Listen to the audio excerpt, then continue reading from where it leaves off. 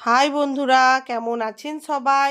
আমি আবার একটা নতুন ভিডিও নিয়ে এসেছি। আমি এসেছি আমার বাপের বাড়িতে রথযাত্রা, রথ দেখার জন্য। আর এই রথ দেখার জন্য এই যে মা ঘরে আছে, আমি আমার ছেলে মেয়ে আর বাবা তিনজনাতে এসেছি রথ দেখার জন্য। ছোট থেকেই বড় হয়েছি এই তিনটি রথ দেখে।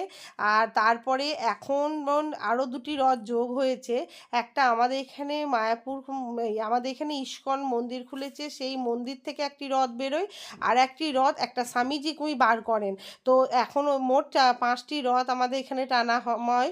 আর প্রথম যে 3টি রথ আসবে সেই 3টি রথ কিন্তু ছোট থেকেই একটির মধ্যে আমাদের গোপীনাথ থাকেন, আর একটিতে সুভদ্রা, একটিতে বলরাম। গোপীনাথের রথটি আমাদের নিজস্ব রথ, তো তার জন্যই মানে যতই বিয়ে হয়ে যায় দূরে থাকি মনে হয় নিজেদের আসি দেখি।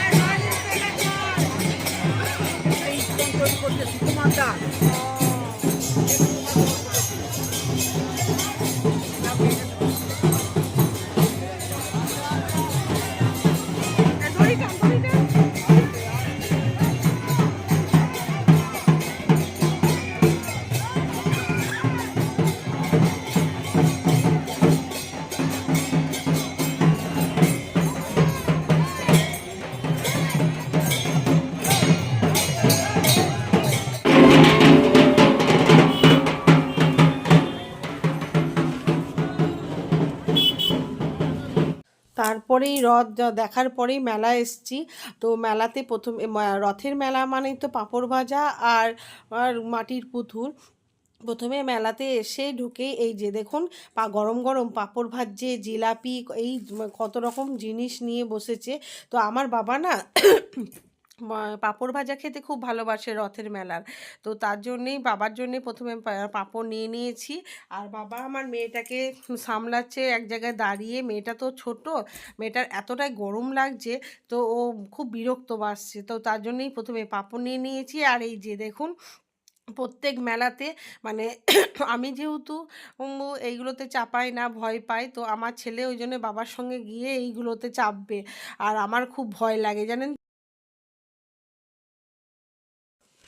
এই যে মেলাতে তো এই দোকানগুলি থাকবেই। মেলা মানে তো নানা রকম দোকানের সম্ভার, নানা রকম জিনিস।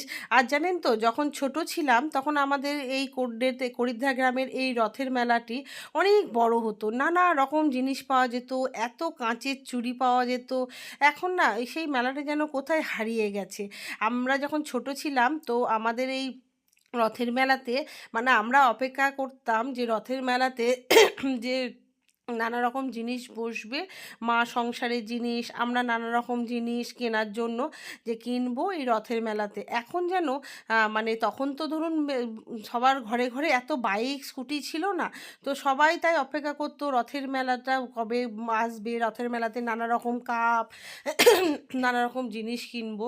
কিন্তু এখন সবার ঘরে ঘরে বাইক স্কুটি হয়ে যাওয়াতে এই সামনেই শহরে চলে যাচ্ছে, আর শহরে মেলাও দেখছে, সেই জন্য না আমাদের এই মেলাটি যেন কোথায় হারিয়ে গেছে। খুব ছোট্টভাবে মেলাটি বসে, খুব একটা জিনিসও পাওয়া যায় না, মানে প্রয়োজনীয় জিনিস খুব একটা পাওয়া যায় না। তো মেলাটা ঘুরে ঘুরে তাই দেখছিলাম। আর এই আগে যেমন রথের মেলাতে আমরা জানেন এক হাত করে চুড়ি পরতাম, কাঁচের চুড়ি বসতো, নানা রকম কাঁচের চুড়ি। এখন তো সেই কাঁচের চুড়ি বসেই না, দেখতেই পাই না। আমি এবারে ভেবেছিলাম যে আমার মেয়েটা তো বড় হয়েছে, মেয়েটাকে রথের মেলাতে কাচের চুড়ি পরাবো, ও বুঝবে যে রথের মেলা মানে কাচের চুড়ি। তো কিন্তু কি করব, দেখলাম যে গোটা মেলাটাই আমি ঘুরে ঘুরে দেখলাম, দেখলাম কোথাও কিন্তু কাঁচের চুড়ি বসেনি। কিন্তু আমরা যখন ছোট ছিলাম, আমরা যখন এই রথের মেলাতে আসতাম, মানে যেখানে চুরি বসতো সেই জায়গায় যেতে পারতাম না, এতটা ভিড় হতো। তো ওই জন্য সবসময় কী করতাম জানেন তো, মেলাটা ঘুরে লাস্টে তারপরে আবার এসে এই মেলাটা চুড়ি পরে বাড়ি চলে যেতাম। তো এইবারে দেখলাম মেলাটাতে কাঁচের চুড়ি নেই, এই নানা রকম জিনিস বসেছে। তেমন কিছু মানে সাংসারিক জিনিসও যে তেমন বসেছে তা নয়, মেলাটাও খুব বড় হয়েছে সেটাও নয়, ছোটোখাটো মেলা হয়েছে। কিন্তু ওই যে মেয়েটি আমার যেহেতু এখন একটু বড় হচ্ছে, ছেলেটাকে দেখিয়েছি যে রথের মেলা কী জিনিস। তো আমার মেয়েটা যেহেতু একটু বড় হচ্ছে, এবার ওর একটু জ্ঞান হয়েছে, তার জন্যই মেয়েকে দেখাবার জন্যই এই বাপের বাড়ি এসেছি রথ দেখার জন্য, আর রথের মেলা দেখার জন্য। আমার মেয়ে দেখছেন এই যে বাবার কাছ থেকে চলে এসছে, ও যে মেলাতেই যায় সেই মেলাতেই রান্নাবাটি কেনে। তো রান্নাবাটি আর একটি মোবাইল ফোন কেনার জন্য।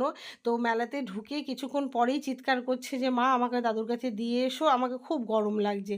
আর সত্যি এবছর না রথের মেলাতে খুব গরমও পড়েছে, যেহেতু বৃষ্টিটা হয়নি।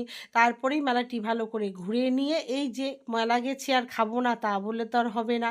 তো তার জন্যে আর আমরা যেখানেই যে মেলাতে যাই প্রথমে একটি ডিমের চপ খাই, তারপর অন্য কিছু চিন্তা করি।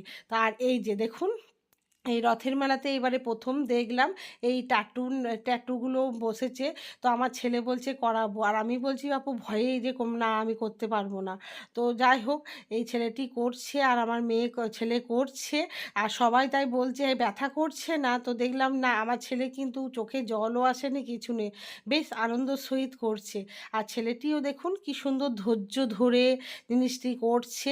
আর সত্যি কথা এই জিনিসগুলো না একটু হাতের কারুকার্য দেখতেও ভালো লাগে, তাই আমি এটা একটা ছোট্ট করে একটা ভিডিও করে নিয়েছি। এত সুন্দর ছেলেটি হাতের কাজ, যে কি সুন্দর। তাও তো আমি ভয়ে ছেলেকে শুধু একটা ছেলের নামই লিখতে বলেছি, আর অন্য কিছু করতে বলিনি। আমার ভাই ভীষণ ভয় লাগছিল, যদি হাতটি ফুলে যায়, যদি হাতটা কিছু হয়ে যায়, তো তা আমার ছেলে মানবে না। এখনকার ছেলে সবাইকে দেখে তো শেখে।